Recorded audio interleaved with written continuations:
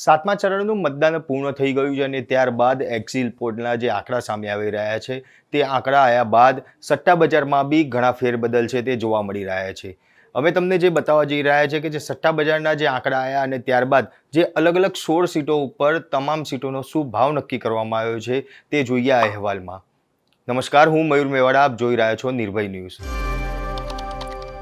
વાત કરીએ તો એક્ઝિટ પોલના આંકડા બાદ જે પ્રમાણે સટ્ટા બજારમાં પણ ફેરબદલ છે તે જોવા મળી રહ્યા છે અને હવે જે અલગ અલગ સીટો ઉપર તેના ભાવ છે તે નક્કી કરવામાં આવ્યા છે. ત્યારે કયા ભાવ છે અને સટ્ટા બજારમાં જે છઠ્ઠા ચરણનું જે મતદાન પત્યું અને ત્યારબાદ જે અલગ અલગ જે સટ્ટા બજારના જે ભાવો સામે આવ્યા હતા તે હું તમને દેખાડીશ. કે સૌ પ્રથમ જો વાત કરીએ તો આ ફલોદી સટ્ટા બજાર છે કે જે છઠ્ઠા ચરણનું મતદાન પત્યું ત્યારબાદ જે તેનો જે ભાવ છે કે જે 209 ભાજપને સીટ મળશે અને 253 એનડીએને સીટ મળશે. કોંગ્રેસ 117 તો ઇન્ડિયા ગઠબંધન હેઠળ 146 સીટો છે કે જે મળશે. આ સટ્ટા બજાર ફલોદી સટ્ટા બજારનો ભાવ છે કે આ છઠ્ઠા ચરણના મતદાન બાદનો છે. પાલનપુર સટ્ટા બજાર પ્રમાણે બીજેપી 216 તો એનડીએને 247 સીટો છે જે મળવા જઈ રહી છે અને કોંગ્રેસને 112 અને ઇન્ડિયા ગઠબંધનને 225 સીટ મળશે. આ ત્યારબાદ જે કરનાલ સટ્ટા બજાર છે, આ કરનાલ સટ્ટા બજારમાં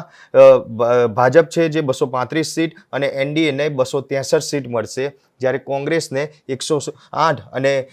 ઇન્ડિયા ગઠબંધનને 231 સીટ મળવા જઈ રહી છે. ત્યારબાદ બહોરી સટ્ટા બજારની જો વાત કરવામાં આવે તો તે સટ્ટા બજાર પ્રમાણે ભાજપ 227 અને એનડીએ 255 સીટ, જ્યારે કોંગ્રેસને 115 અને ઇન્ડિયા ગઠબંધનને 212 સીટ છે જે મળી રહી છે. બેલગામ સટ્ટા બજારની જો વાત કરવામાં આવે તો બેલગામ સટ્ટા બજાર પ્રમાણે 223 સીટ ભાજપને મળશે અને જે ઇન્ડિયા ગઠબંધન છે તે ઇન્ડિયા ગઠબંધનને 265 સીટ છે જે મળશે, જ્યારે કોંગ્રેસને માત્ર 120 અને જે ઇન્ડિયા ગઠબંધન છે તેને 230 સીટ મળવા જઈ રહી છે. તદુપરાંત જે આ કોલકાતા સટ્ટા બજારની જો વાત કરવામાં આવે તો કોલકાતા સટ્ટા બજાર પ્રમાણે ભાજપને 218 સીટ ભાજપ જે એકલા હાથે જીતશે અને એનડીએ હેઠળ 261 સીટ છે જે ભાજપને જીતાડવામાં આવી રહી છે. જે કોંગ્રેસ છે જે કોંગ્રેસ એકલા હાથે 128 સીટ અને ઇન્ડિયા ગઠબંધન હેઠળ 228 સીટ છે જે જીત છે તે મળી શકે તેવું લાગી રહ્યું છે. જે પ્રમાણે અત્યારે હાલ જે આ સટ્ટા બજારના આંકડા છે તે પ્રમાણે એવું ચોક્કસપણે કહી શકાય કે જે ભાજપ 400 સીટોના દાવા કરી રહી હતી કે આ વખતે અબ કે બાર 400 પારની જે વાત કરી રહ્યા હતા તે 400 સીટ આ વખતે ભાજપને ક્યાંય સુધી મળે તેવી કોઈ સટ્ટા બજારના આંકડા છે જે નથી બતાવી રહ્યા. સાથે સાથે જે પ્રમાણે એક્ઝિટ પોલના આંકડા સામે આવે છે તે પ્રમાણે પણ જો વાત કરવામાં આવે તો એક્ઝિટ પોલના આંકડા પ્રમાણે પણ ક્યાંય 400 પારની વાત છે કે જે એક્ઝિટ પોલના આંકડા છે તે પણ નથી કરે. અલગ અલગ 16 સીટોની જો વાત કરવામાં આવે તો જે 16 સીટો કે જે આ વખતે ભાવ નક્કી કરવામાં આવ્યા છે તેની જો વાત કરીએ તો તે પ્રમાણેની જે સૌપ્રથમ ગુજરાતની વાત કરીએ તો ગુજરાતમાં જે ભાવ નક્કી કરવામાં આવ્યા છે કે ગુજરાતમાં જે કુલ સીટો છે કે તે 26 સીટ છે, તેમાંથી જે સટ્ટા બજારના ભાવ આવે છે કે જે ભાજપ 26 સીટ જીતે તો તેનો 70 પૈસા ભાવ છે જે નક્કી કરાયો છે. ત્યારબાદ મધ્યપ્રદેશની વાત કરીએ. મધ્યપ્રદેશમાં કુલ 29 સીટ છે, જે 29 સીટમાંથી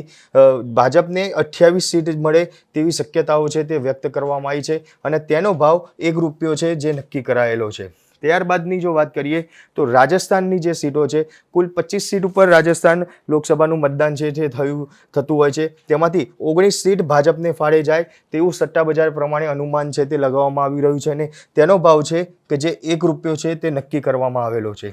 પશ્ચિમ બંગાળની જો વાત કરવામાં આવે તો પશ્ચિમ બંગાળમાં આ વખતે જે મમતા દીદી છે તે ચોક્કસથી તે જે ઇન્ડિયા ગઠબંધન સાથે બી નથી રહ્યા અને તેમને અલગથી સ્વતંત્ર પોતાની પાર્ટી સાથે જે આ વખતનું લોકસભાનું ચૂંટણી છે તે લડ્યા હતા અને પશ્ચિમ બંગાળમાં ભાજપને જે સીટોની જો વાત કરીએ અને તેનો ભાવનો વાત કરીએ તો કુલ 42 સીટ છે જે પશ્ચિમ બંગાળની લોકસભાની સીટ છે અને તેમાં ભાજપને ફાળે 20 સીટ જાય તેવી સટ્ટા બજારનું અનુમાન છે તે લગાવવામાં આવી રહ્યું છે અને તે પ્રમાણે તેનો ભાવ છે જે ₹1 નક્કી કરવામાં આવેલો છે. હિમાચલ પ્રદેશની જો વાત કરવામાં આવે તો હિમાચલ પ્રદેશમાં કુલ 4 સીટ ઉપર મતદાન છે તે થયું હતું અને તેમાં 4 સીટ ભાજપને ફાળે જે જાય તેવી શક્યતાઓ અત્યારે હાલ વ્યક્ત કરવામાં આવી છે અને તેનો ભાવ જે છે તે 80 પૈસા છે જે સટ્ટા બજાર પ્રમાણે નક્કી કરવામાં આવેલો છે. ઉત્તર પ્રદેશની અંદર કહેવાય છે કે જે ઉત્તર પ્રદેશનું જે લોકસભાની જે સીટો છે તેમાં ઉત્તર પ્રદેશ મહત્વ ખૂબ રહેતું હોય છે. 80 સીટ ઉપર તેનું મતદાન છે તે થતું હોય છે અને 80માંથી 64 સીટો જે ભાજપને ફાળે જાય તેવી શક્યતાઓ છે તે વ્યક્ત કરવામાં આવી છે અને તેની સામે જે ₹1 ભાવ છે જે નક્કી કરવામાં આવ્યો છે. એટલે કે જો કોઈ પણ આ ભાવ પ્રમાણે જો તેના પૈસા લગાડે તો ઉત્તર પ્રદેશની સીટ ઉપર કુલ 64 સીટ ભાજપને મળશે અને એનો જે ભાવ છે તે ₹1 નક્કી કરાયો છે. આંધ્રપ્રદેશની જો વાત કરીએ તો આંધ્રપ્રદેશમાં 25 સીટ ઉપર મતદાન છે તે થતું હોય છે. તેમાંથી માત્ર 8 સીટો છે કે જે ભાજપના ફાળે જાય તેવી શક્યતાઓ બતાવી છે અને તેનો ભાવ છે જે ₹1.30 છે તે નક્કી કરાયેલો છે. કર્ણાટકની જો વાત કરીએ તો કર્ણાટકમાં જે 28 સીટ ઉપર મતદાન છે તે થતું હોય છે, જેમાંથી 18 સીટ જે ભાજપને ફાળે જાય તેવી સટ્ટા બજારનું અનુમાન છે તે લગાવવામાં આવ્યું છે અને તે અનુમાન પ્રમાણે જે ₹1 ભાવ ભાજપનો જે 18 સીટો છે તેની ઉપર નક્કી કરવામાં આવેલો છે. છત્તીસગઢની જો વાત કરીએ, છત્તીસગઢમાં કુલ 11 સીટ ઉપર મતદાન છે જે થાય છે અને તેમાંથી 10 સીટ છે જે 10 સીટ ભાજપને ફાળે આપવામાં આવેલી છે અને તેનો ભાવ જે 10 સીટનો ભાવ છે તે ₹1 નક્કી કરવામાં આવેલો છે. ઝારખંડની વાત કરીએ તો ઝારખંડમાં જે આ 14 સીટ ઉપર જે મતદાન છે તે થાય છે, જેમાંથી માત્ર 5 સીટો જે ભાજપને ફાળે જાય છે અને ઝારખંડનો જે ભાવ છે તે 60 પૈસા ભાવ ભાજપની સીટ ઉપર છે તે નક્કી કરવામાં આવેલો છે. એટલે કે કહી શકાય કે જે આ 10 સીટોનો જે ભાવ છે જેના પ્રમાણે હાલ તો જે ભાજપના ફાળે જે સીટો જઈ રહી છે તેના આ ભાવ છે તે નક્કી થયા છે. તદુપરાંતની જો વાત કરીએ તો અન્ય જે 6 સીટ છે જેમાંથી ઉત્તરાખંડની જો વાત કરવામાં આવે તો ઉત્તરાખંડમાં જે આ વખતે